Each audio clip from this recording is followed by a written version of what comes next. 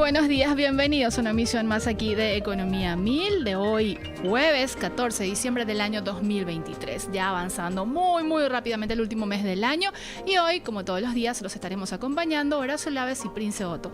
¿Cómo estamos, Horacio? ¿Qué tal? Feliz jueves. Hola, Prince, ¿qué tal? ¿Cómo estás? Feliz jueves, va terminando la semana. Bueno, feliz de estar acá para acompañarte, para acompañar también a toda la audiencia de Economía 1000 en lo que va a ser un programa sumamente interesante, Prince. Vamos a estar conversando sobre la deuda pública del Paraguay, todas las implicancias, así que bueno, entusiasmado por lo que se viene en la conversación hoy. Así es, y ya le damos la bienvenida a Ana Osorio, ella es directora de Política de Endeudamiento del Ministerio de Economía y Finanzas. ¿Cómo estamos, Ana? ¿Qué tal? Feliz jueves, bienvenida después de mucho. Después de mucho tiempo, bueno, feliz de estar aquí nuevamente con ustedes para tratar un poco de compartir y de hacer unas actualizaciones a los que estamos en materia de deuda pública dentro del país. Tenemos unas perspectivas del primer semestre, pero también tenemos unas perspectivas a futuro, ¿verdad? Con un nuevo gobierno. Entonces estamos aquí para resolver algunas consultas y también para comunicar qué planes se tiene con relación y con respecto a la deuda pública. Así es, Ana. Y yo quiero empezar con lo más básico, justamente para que la audiencia se ubique, porque cuando hablamos de deuda pública, a veces la gente piensa deuda pública solo deuda externa, sin embargo incluye también deuda interna. Conceptualmente, ¿a qué se refiere o cuando hablamos de deuda pública? Bueno, la deuda pública se divide según el organismo en el cual se origina la deuda, que puede ser externa a través de multilaterales, emisiones de bonos internacionales, que tienen una jurisdicción fuera de lo que es la legislación nacional. Pero también hay deuda dentro de lo que es la legislación nacional que se considera interna. Esos pueden ser los bonos internos, que también es una forma, un instrumento que tiene disponible la República para poder captar recursos y también mover el dinamismo de inversionistas residentes, ya sean bancos, financieras, cooperativas, darle herramientas e instrumentos de inversión a estos jugadores locales para que puedan ser parte de esta diversificación de la cartera de deuda. Cuando hablamos de la composición como tal, Ana, y tendríamos que hacer una división de cuánto representa la deuda externa y la deuda interna, al último dato que tengan desde justamente la Dirección de Política de Endeudamiento, ¿de cuánto estamos hablando? Estamos hablando que casi el 80% está compuesto por deuda externa. ¿Sí? ¿Por qué? Porque empezamos a diversificar el mercado interno en el año 2008, hubieron esfuerzos en el año 2012 y el mercado era muy pequeño, poco profundo y antes teníamos los requerimientos y nosotros tenemos un límite de endeudamiento que nos establece el presupuesto general de la nación. Así es. Entonces, como mayormente los recursos son captados con mayor facilidad en cuanto a amplitud de cuantía de montos en el mercado extranjero, quedaba un remanente que se dedicaba a la deuda interna. Hoy día cambia esa situación, ¿verdad? Hoy tenemos una ley, tenemos tres instrumentos. Primero es la ley del presupuesto, que es donde tenemos un techo de endeudamiento, no podemos pasarnos eso. La ley de administración de pasivos para disminuir los riesgos que puede tener la deuda pública de pago de amortización de capital, de interés, poder trabajar ese y mitigar los riesgos, y la ley de medidas extraordinarias que fue aprobado hace unos meses atrás. Entonces, hoy día tenemos un monto para poder trabajar en la composición de lo que es la deuda pública, porque si bien hoy tenemos casi más del 80% en deuda externa, hay riesgos asociados. Riesgo de tipo de cambio, riesgo de refinanciamiento, o sea, hay muchos detalles que hay que trabajar. Estas reglamentaciones ya aprobadas nos permiten dar mayor amplitud y mayor participación al mercado, lo que es local. Ana, antes de profundizar en ese tema, me gustaría como hacer una suerte de compendio, cómo ha evolucionado la deuda pública en Paraguay, si tomamos en los últimos 10 años o de hecho la última década, y obviamente considerando factores que hicieron que se acelerara el nivel de endeudamiento en el país. Muy bien, vamos a hacer un crecimiento de lo que es de la deuda pública. Nosotros teníamos en torno al 2012 un crecimiento de la deuda en valores del Producto Bruto Interno en torno al 2%. Entonces se mantenía en torno al 2%, 1.6%, no pasaba los límites del 3%, pero empieza un fuerte shock dado por la pandemia. Ahí es donde la deuda pública crece en un 11%. Entonces, ¿qué pasa? La deuda pública se destinó para la contención de servicios sociales, para el salario de los servicios de blanco, para poder hacer la contención, las medidas de protección social.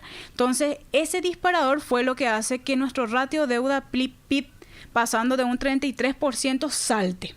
Yo le quiero dar otro componente, incluso retrocediendo un año más al 2020, el 2019, que fue la crisis económica también, Ana, que justamente el gobierno anterior tuvo que desplegar una política para mitigar esto que vos mencionás, también los efectos de una crisis económica, que fue, creo que también un impulsor muy importante dentro del aceleramiento de la deuda. Así mismo, año 2018-2019 tuvimos doble impacto de sequía. Así es. Entonces ahí las medidas fueron inversión pública para reactivación económica, que fue vía deuda pública. Entonces tenemos 2018-2019 los esfuerzos, el impacto más grande del 11% del crecimiento en 2020 y también las medidas posteriores de reactivación económica del 2021, que todavía había que alimentar a la economía, mover, trabajar por el sistema social, protección ahí. Entonces, esas medidas fueron lo que hoy nos llevan a un ratio de deuda-PIB del 36.8% a septiembre.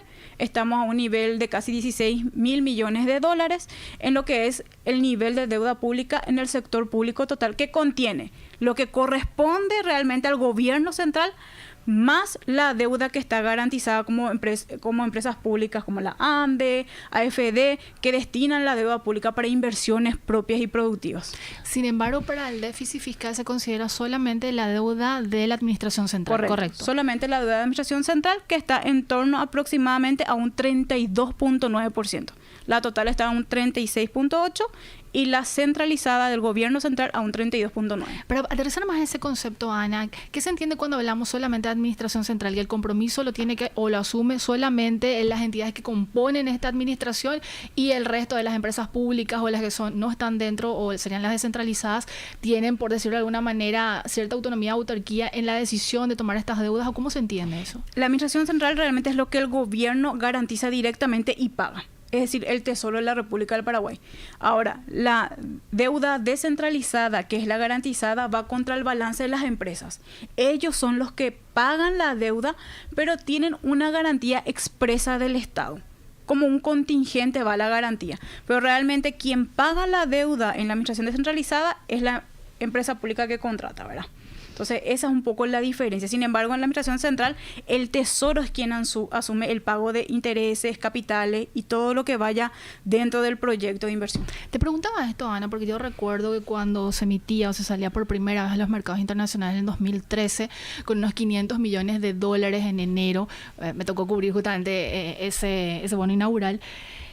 ¿Se contemplaba de alguna manera, o mejor dicho, no se contemplaba, por ejemplo, la deuda de Petropar dentro del componente general, por lo que estás explicando también? Y ahí va mi pregunta. ¿Se exceptúa eso y también el componente de lo que se le conoce como bono perpetuo del Banco Central del Paraguay? Eso también, de alguna manera, si vamos a quitarlo, reduce este porcentaje que mencionás de la deuda pública? Correcto. Justamente la 1535 es nuestra ley marco que nos define qué es deuda pública y qué no es, ¿verdad? Lo de Petropar no es considerada una deuda. Ahora, en el caso de que se resuelvan todos los puntos, si el mecanismo de pago es deuda pública, los montos entran contabilizados dentro de lo que es la estadística de deuda. En el caso del bono perpetuo, sí, vendría a ser un híbrido dentro de la estadística, que en el caso de que realmente, si queremos ver cuánto es la deuda neta, realmente hay que sacar ese bono perpetuo. Que son como 3% aproximadamente. Sí, que son casi 900 millones de dólares son los que están ahí. Entonces se sacaría eso para ver un poco la deuda neta que tenemos dentro de lo que es tanto sector público total y administración central. Esta es una pregunta que mucha gente se hace, Ana, con respecto al nivel de endeudamiento, y desde la consultora MF Economía e Inversiones solemos analizar el punto, y de hecho Manuel Ferreira lo dice. La preocupación no debe centrarse tanto en esta relación deuda-PIB, sino en la evolución que tienen los intereses. Y en ese punto, Ana, ¿cómo ha evolucionado también o cuál ha sido la dinámica de los intereses, obviamente ligado a este ritmo de endeudamiento? Ese punto es muy importante porque a nivel internacional hay un efecto de lo que es el aumento de las tasas SOFR. ¿Qué pasa? Nuestra cartera está casi en un 60%, está el 70% a tasa fija y el 30% a tasa variable. Para prever justamente, porque esto es realmente, nadie tiene una bola de cristal que diga, ¿sabes qué? Va a subir, va a bajar las tasas, pero la SOFR ha venido en aumento. Antes, en tiempos prepandémicos, estaba en torno al 0,3%, 0,7%. Entonces eso se mantuvo en 2019, 2020, 2021. A partir del 2022 estas tasas empiezan a aumentar, hoy está en torno al 5%. Entonces no es lo mismo el pago de la carga de intereses de ese periodo donde estaban 0,3 a lo que es el 5%. Entonces, ¿qué hicimos antes de esto tratando de prever? Porque este es uno de los riesgos que vemos como dirección. Entonces, hicimos fijación de tasas. Fijación de tasa en el año 2019, fijación de tasa en el año 2021. Entonces, reducimos lo que es el tema de la composición a tasa variable. Y este efecto, si bien es fuerte hoy, porque hoy vemos que el servicio de la deuda, el año pasado pagamos aproximadamente 1.000 millones y hoy estamos en la estadística de octubre, estamos 1.200. Ese riesgo es menor porque podría haber sido mayor si nosotros no hacíamos estos procesos de reducción de tasa variable. Ahora, esto es algo conjuntural. O sea, de aquí las proyecciones a la software, porque le hago siempre un movimiento continuo, monitoreo a estas tasas, se proyectan una baja recién en 2025. O sea, la presión va a seguir persistiendo tanto el año 2024 para no volver a estabilizarse. A medida que la Fed vaya retirando su estímulo, esto va a ir bajando nuevamente a niveles prepandémicos. Es por eso que dentro de este paquete de tasas fijadas en dólares, hicimos los procesos de desdolarización de la deuda pública. Ahí podemos conceptualizar y aterrizar mucho más ese concepto, por favor, Ana. Y eso es algo muy importante. Hoy nuestra cartera está casi en un 90% en dólares americanos y la importancia de salvaguardar la deuda pública en nuestra moneda es realmente la estabilidad que tiene. Entonces, ¿qué empezamos a hacer? Buscamos el momento óptimo hace unos meses atrás para poder hacer el proceso de desdolarizar un préstamo. 100 millones de dólares, pasamos una tasa en dólares a una tasa en guaraníes que equivale a 6.3%. Este préstamo vence dentro de 13 años. En 2035 es su cancelación. Entonces, hoy día, esos 100 millones que me equivalen casi 1%, porque es la cartera de un multilateral, va a ser parte en guaraníes, ¿verdad? Porque esta multilateral tiene un componente en guaraníes, pero es muy leve. Entonces, la idea es captar estos espacios en el mercado donde podamos realmente sacar el riesgo de tipo de cambio en dólares y pasarlos en guaraníes para poder mitigar el riesgo que tiene una composición de una cartera muy dolarizada. Y no solamente eso. En junio hicimos la apertura de inversionistas no residentes en moneda local. Entonces, la idea es, el apetito hay. Nosotros tenemos reuniones con bancos donde dicen que los inversionistas quieren adquirir los bonos en el mercado local. Este año nuestro programa de emisión fue 124 millones de dólares equivalente en guaraníes. Nosotros tenemos la posibilidad de que el año que viene el mercado local se mueva alrededor de los 300 millones a 350. Eso es mucho. Eso es mucho.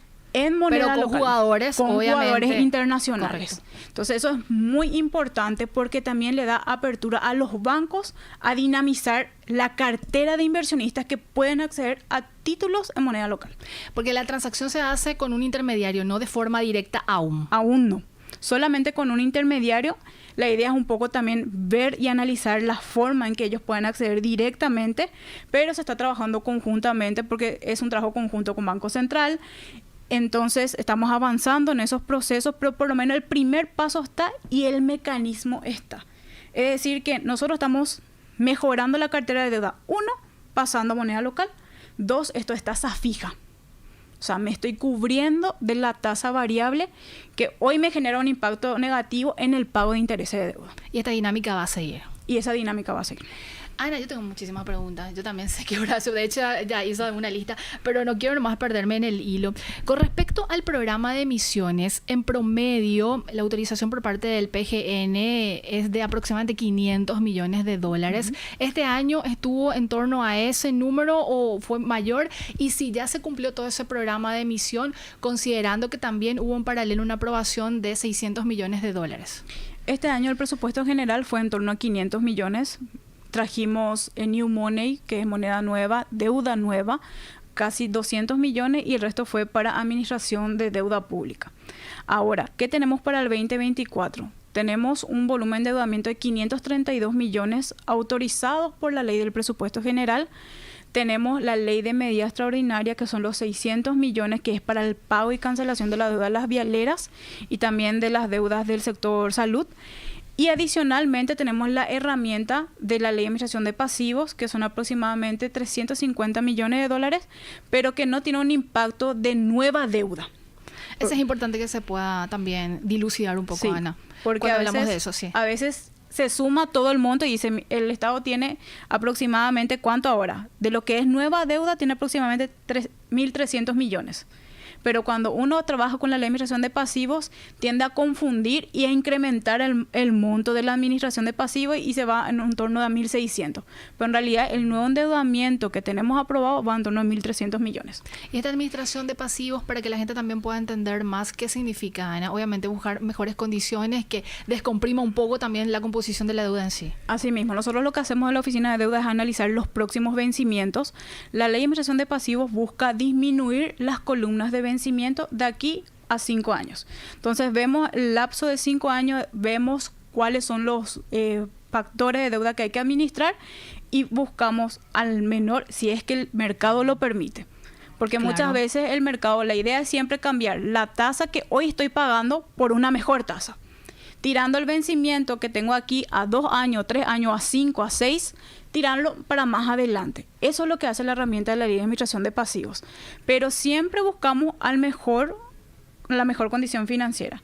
Hoy día los mercados son alcistas. Justamente estaba mirando y controlando Colombia, que es un país de grado de inversión, salió un bono de 12 años a una tasa de 8.7 en dólares. Nosotros este año salimos a una tasa de 5,85 Sin ser grado de inversión. sin ser grado de inversión. Al mismo plazo, y hoy día Colombia salió a 8,75 en dólares. Es decir, que el mercado internacional hoy día sí está a la alza. O sea, ¿cuándo se estarían bajando estos costos de financiamiento? Depende un poco también de la expectativa de la FED, ¿verdad? Es tipo, el mercado ve si presiente que va a subir, mantiene alta su oferta. Si presiente que va a bajar, esas condiciones mejoran. Y juega mucho también el papel del país. Totalmente. Entonces, tuvimos la visita de Fitch, tuvimos la visita de Moody's. Fitch nos levantó el country ceiling, que es... A veces no entendemos qué es lo que queremos Claro, hacer. porque va a ser muy lejano realmente, Así pero mismo. afecta de manera directa. Sí, porque hay una apertura con la elevación al country ceiling al mercado, lo que es las empresas privadas. Entonces, estos pueden captar recursos a una realmente calificación a nivel grado de inversión. Es decir, afuera, para los jugadores locales que son de empresas privadas, ellos pueden captar los recursos con una mejor calificación que la que hoy tiene el país, porque hay que separar la calificación país y la calificación que es para el sector privado. Correcto. Pero de por sí, la expectativa y la percepción que uno tiene del país impulsa una mejora para el sector privado. Y eso es lo que se consiguió este año con Fitch. Horacio. Sí, Ana, con respecto a las emisiones de deuda para el año 2024, ¿ya hay vistas o indicios a través de qué instrumentos se va a realizar o a través de qué mecanismos? Queremos, como he comentado recientemente, queremos destinar aproximadamente 300 millones de dólares a lo que es mercado local. ¿Verdad? Entonces siempre sale el Ministerio de Hacienda con un calendario de emisión, se anuncia y también explorar lo que es el mercado internacional, pero buscar, porque este año países como Chile emitieron en los mercados internacionales en su moneda local.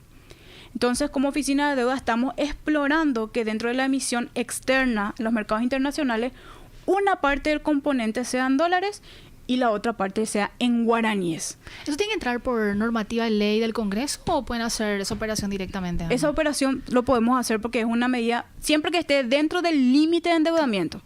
Hoy día esta operación lo vamos a hacer dentro del límite de endeudamiento.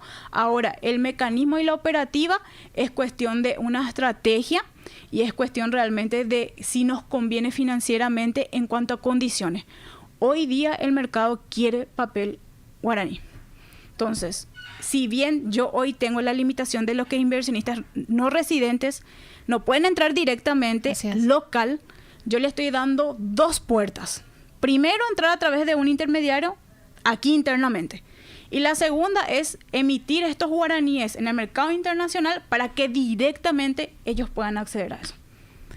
Qué interesante, y obviamente eso va a abrir muchas posibilidades y ubicar al país ya en los estándares internacionales en ese sentido. Ana, con respecto al programa de emisión en el mercado interno, la ausencia del Ministerio hoy de Economía el año pasado y bueno, su incursión finalmente a inicios de este año hizo finalmente como que reviviera el mercado de capitales en Paraguay, porque obviamente los papeles del Tesoro, o como le llaman botes, terminan representando algo muy importante dentro de las tasas referenciales. ¿Se tiene previsto ya cuándo se saldría para el 2024 o eso todavía no está cerrado porque también están obviamente sujetos a las condiciones que se generen en el mercado? Estamos trabajando tentativamente en analizar este mes, ¿verdad?, una posible emisión, pero también analizar ya arrancar desde finales de enero o febrero, perdón. Entonces, la idea un poco es, el Tesoro siempre tiene la costumbre de salir en el mes de febrero mensualmente. La idea de eso es seguir manteniendo, seguir trabajando y darle ya acceso a estos inversionistas. Entonces, cuando salimos a los mercados internacionales, podemos explorar el primer semestre del 2024, porque todo depende de la ventana correcta que nos permita a nosotros levantar esos capitales, ¿verdad? Y aquí hay que aclarar, vuelvo a aclarar porque este es un punto importante. Sí. La coyuntura internacional nos tiene las tasas por los cielos. Es decir, las condiciones de financiamiento, porque lo primero que uno va a hacer es comparar lo que yo emití en este 2022 versus lo que el gobierno va a emitir el año que viene.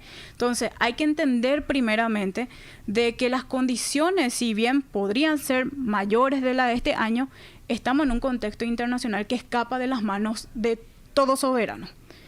Pero siempre la República busca la ventana en donde ese costo sea el menor posible. Ana, tengo dos consultas y lamentablemente tenemos que dejarte ir porque ya estamos llegando al punto final de Economía 1000, pero te comprometemos para el próximo año para actualizar estos datos. Con respecto al umbral o al tope que siempre se habla de la deuda pública, ¿hay algún, vamos a decirle, límite establecido con respecto al PIB o no se estableció todavía dentro de una normativa? ¿Y de cuánto estamos hablando? Tenemos dentro, en el Congreso Nacional hay un proyecto de ley que se establece aproximadamente un límite del 40%.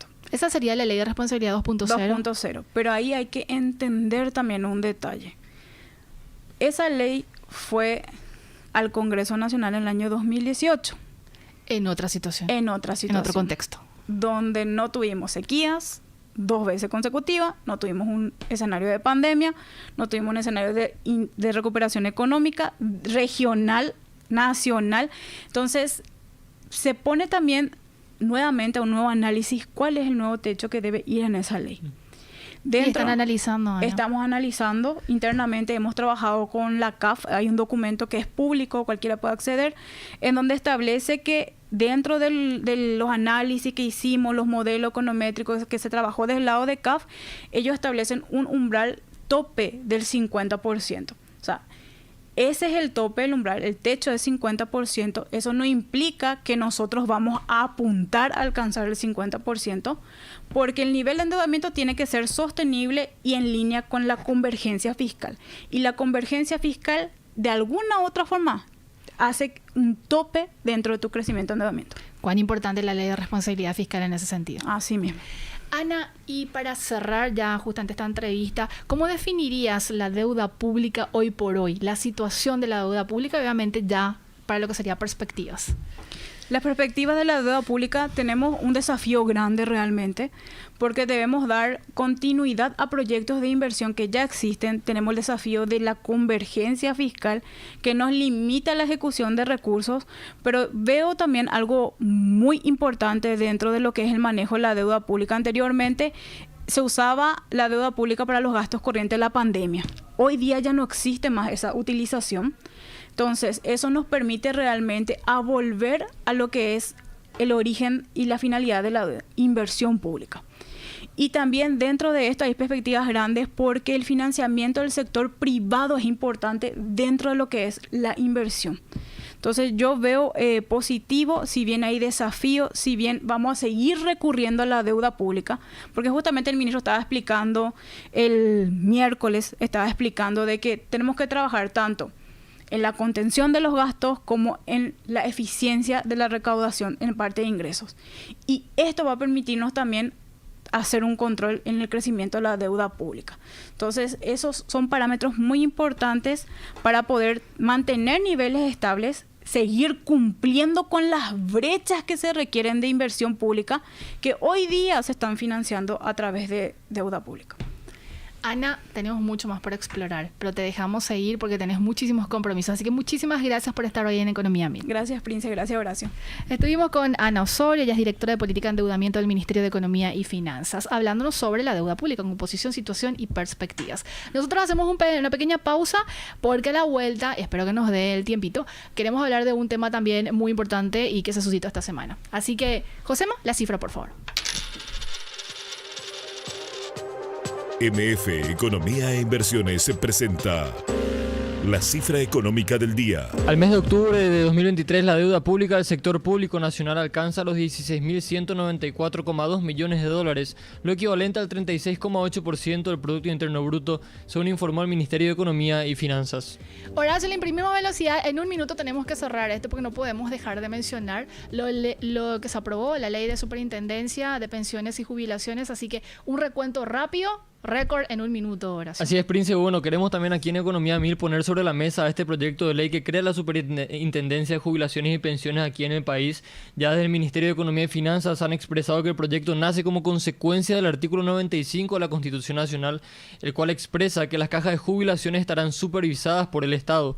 El ministro de Economía aseguró que los trabajadores jubilados tendrán la seguridad de que sus fondos serán bien administrados y que el Estado no puede tocar el dinero de los jubilados. En la ley está la imposibilidad de que el IPS preste al Estado, ya sea a entes descentralizados o a municipalidades. El Estado no utilizará los fondos jubilatorios para financiar su déficit, asegurado desde el Ministerio de Economía y Finanzas. Este martes 12 de diciembre, el proyecto de ley de Superintendencia de Jubilaciones y Pensiones se aprobó en general en el Senado de la Nación en una sesión extraordinaria. Ya con modificaciones leves, el proyecto de ley fue aceptado. Entre los artículos que sufrieron modificaciones se encuentran el artículo número 43, que derogaba el párrafo del artículo 27 de la Carta Orgánica del IPS, que prohíbe prestar recursos al Estado, entes descentralizados y municipalidades. También sufrió modificaciones el artículo 31, que establecía inmunidad legal a los funcionarios de la superintendencia. Ya el día martes 12 de diciembre también distintos grupos se movilizaron realizando manifestaciones frente al Congreso de la Nación, lo que resultó en numerosos heridos y personas aprehendidas. Entre los puntos de mayor reclamo por parte de la ciudadanía se encuentran el artículo 9 de la Fuerza Pública, al cual atribuye al eventual superintendente funciones fiscales, y el artículo 15 de la conformación del Consejo de Seguridad Nacional, que dota al presidente de la República de la conformación del mismo. Ya con el proyecto de ley aprobado en particular por el Senado, el mismo pasó a la Cámara de Diputados. El reglamento de la misma establece que proyectos que afecten a los fondos públicos no pueden ser tratados sin dictamen previo de la Comisión de Presupuesto. La Cámara llamó el miércoles a una sesión extraordinaria a la mañana de manera a tratar el proyecto de ley por el cual se reglamenta el rol supervisor del Estado a las entidades de jubilaciones y pensiones y pasar dictamen sobre el mismo de manera que pueda ser llevado al Pleno. Y ya está a la espera de la promulgación del Poder Ejecutivo. Así nos vamos despidiendo. Que tengan un excelente jueves. Fueron 30 minutos